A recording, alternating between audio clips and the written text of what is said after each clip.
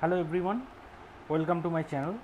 Today in this video I will be starting a new series of lectures regarding BNS, Bharatiya Nyaya Sanhita. I will be explaining you all the sections that are in BNS section wise, so that it can help you for your upcoming examination and also for your studies. So Bharatiya Nyaya Sanhita. So Bharatiya Nyaya Sanhita, the first section deals with short title, commencement and application.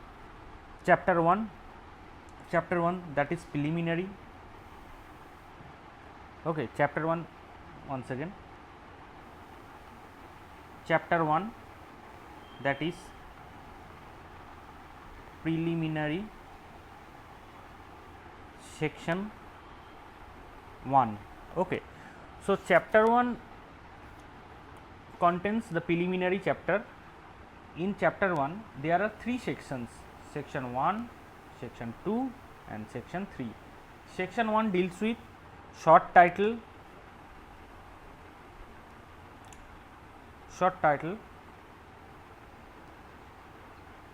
commencement and application.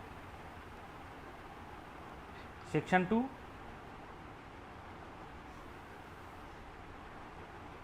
deals with definitions. Section 3 deals with general explanation. Okay, so today I will be discussing only about section 1 of BNS. Section 1, subsection 1. Okay, section 1, subsection 1. Section 1, subsection 1 of Bharatiya Nyaya Sanhita deals with, this act may be called as Bharatiya Nyaya Sanhita. So first section,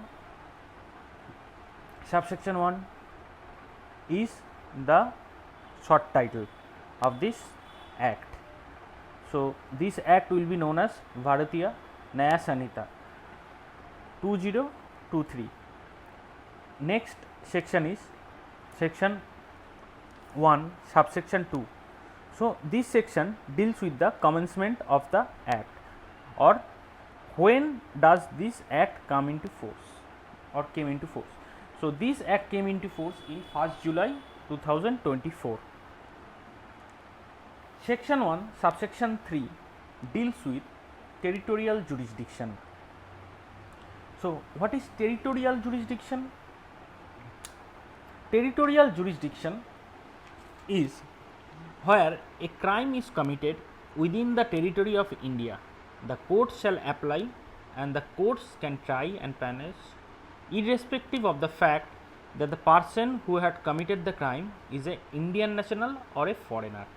So this is called territorial jurisdiction, because submission to the jurisdiction of the court is by the virtue of crime being committed within the Indian territory. So if we simply define what is territorial jurisdiction, we can say that where a crime is committed within territory of India and this act is applied there, and the court can try and punish irrespective of the fact that the person who has committed the crime is foreigner or Indian national.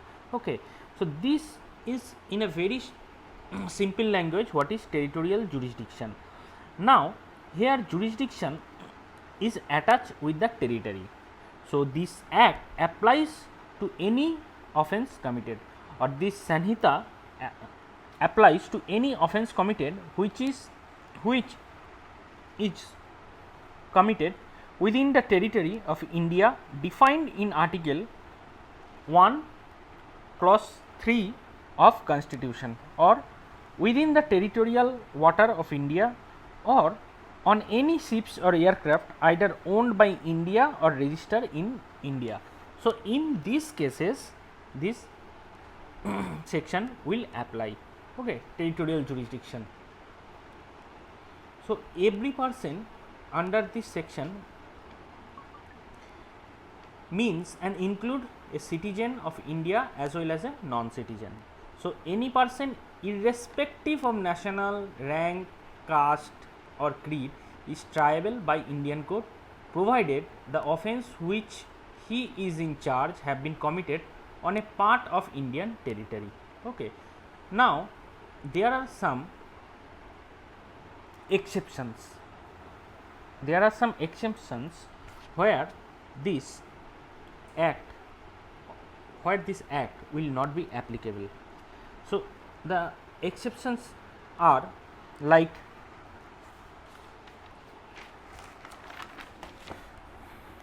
foreign sovereigns.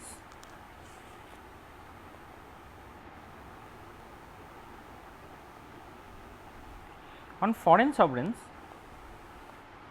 this section will not apply. While under the Sanhita, there are no exception to the jurisdiction in favor of any person, certain person or immune either by virtue of the provision of constitution or under any civilized nature of the worlds. Okay. So, sovereign foreign sovereign, it is commonly understood between the nations that one sovereign cannot be subject to the law of the other. Okay. So,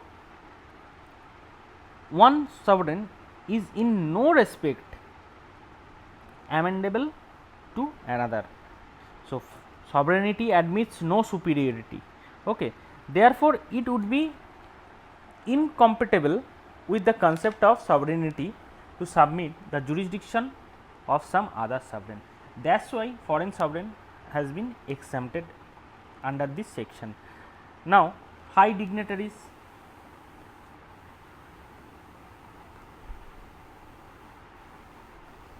of the state, like the President of India, Governor of state, are exempted from the jurisdiction of this Sanhita. Article 361 of the Constitution provides that no criminal proceeding shall be instituted or continued against President or Rajyapal of a state in any court during the term of his office. Okay. Now, third one is ambassadors.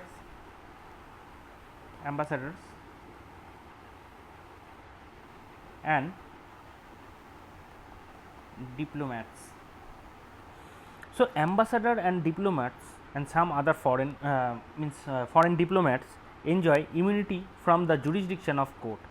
They enjoy the same immunity as foreign as sovereign or the state which they represent. Okay. Now, fourth is alien enemies. Alien enemies cannot be tried by criminal court of India in respect to their act of war. Okay. So, alien enemies cannot also be booked under this Sanhita under section 1 subsection 3. Foreigners subsection that is subsection 3 subsection 3. Now, foreign armies is also a exception to this section of the Sanhita. Foreign armies, when armies of any foreign state are stationed on Indian soil with consent of Indian government, they are immune from the jurisdiction of local courts. So, it is settled international practice. Number 6, warship. Men of war of a state in foreign water are exempted from the jurisdiction of the state within whose territorial jurisdiction they are. Okay. So, these are some of the exceptions where this Sanhita is not applicable. So, section 1 subsection 3 deals with territorial jurisdiction. Now, we are coming to section 4. Section 1 subsection 4. Section 1 subsection 4 and section 1 subsection 5 deals with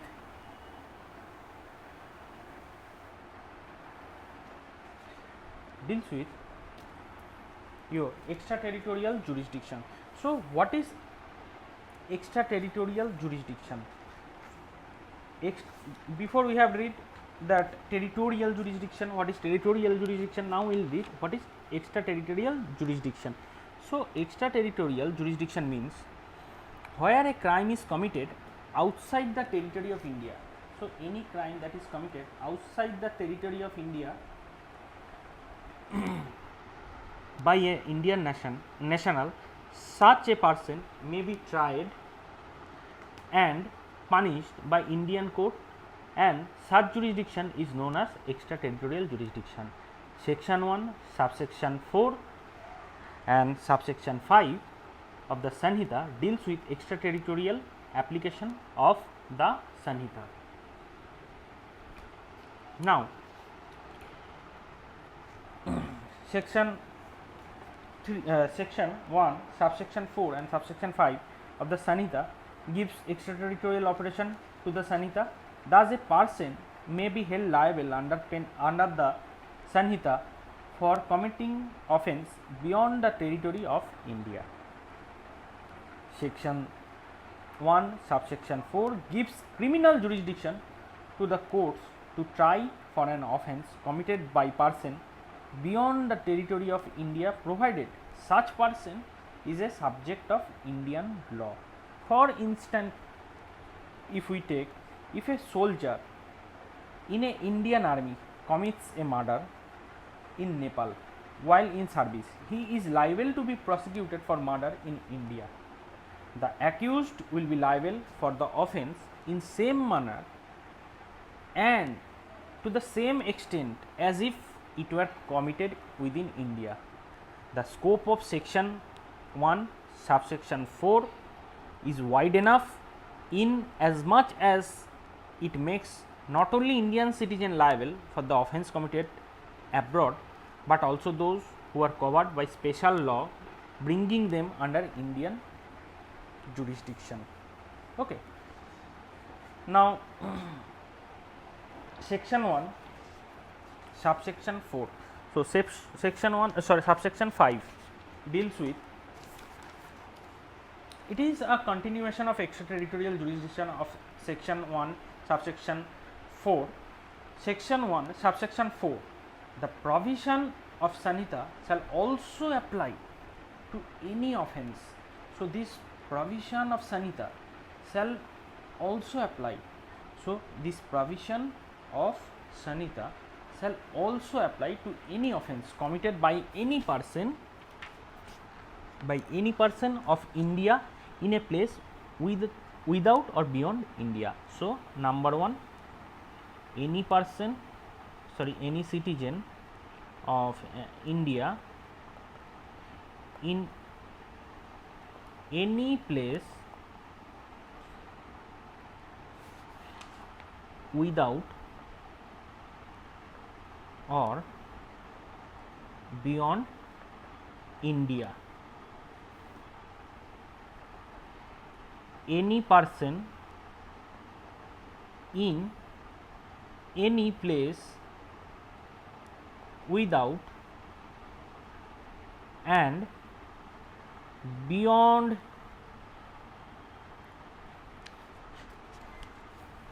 India committing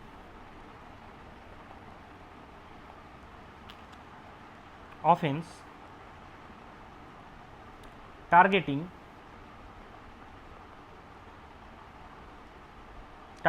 a computer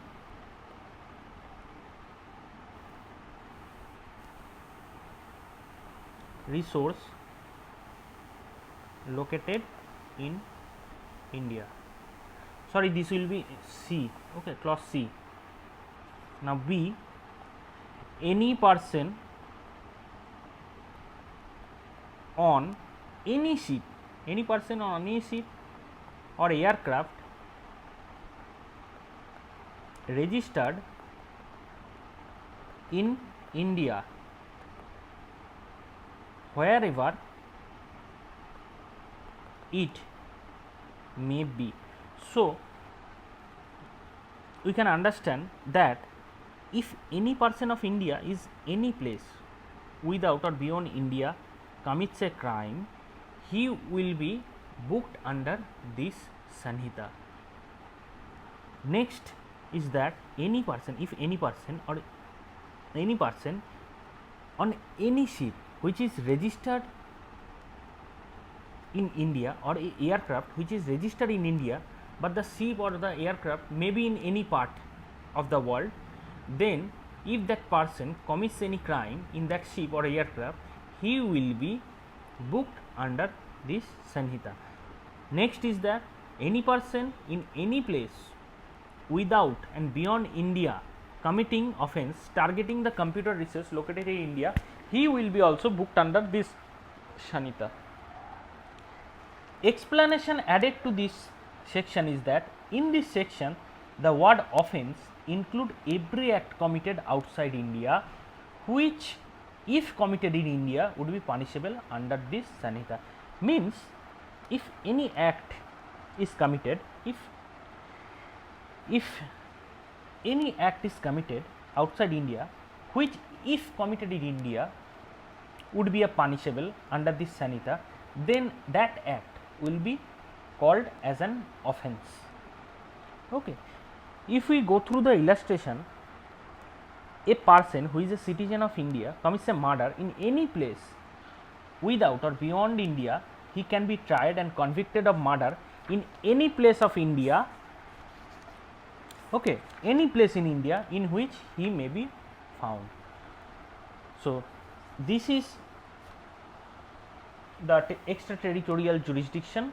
So section 1 subsection 3 deals with territorial jurisdiction,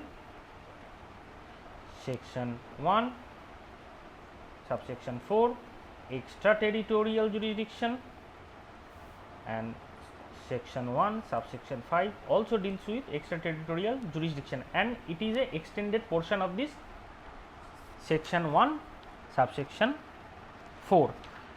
Now the last subsection of section 1 is section 1 subsection 6. This section tells that BNS does not apply to any provision of act for punishing mutiny, desertion of officer, soldier, sailor or airman in service of Government of India, or the provision of any special act or local law. So in these cases the Sanhita will not be applicable on them. So these are the sections that are given under the preliminary chapter 1 of Bharatiya Nyaya Sanhita.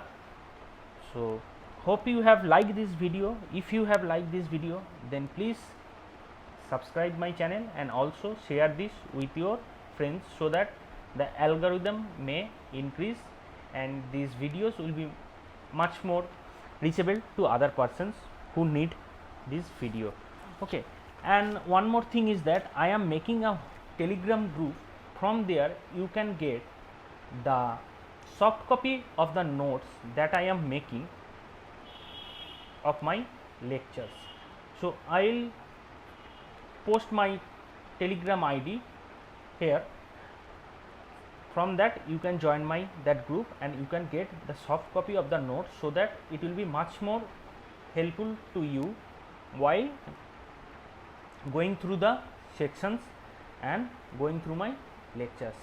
Okay, this much in this video. I am not extending this video because it will be a big size, means the duration of the time will be more if I extend this video. In the next video I will be starting with the next section. Okay, that is section 2 where the definitions have been given. So that is also under chapter 1 preliminary, okay, of BNS. So this much for this video.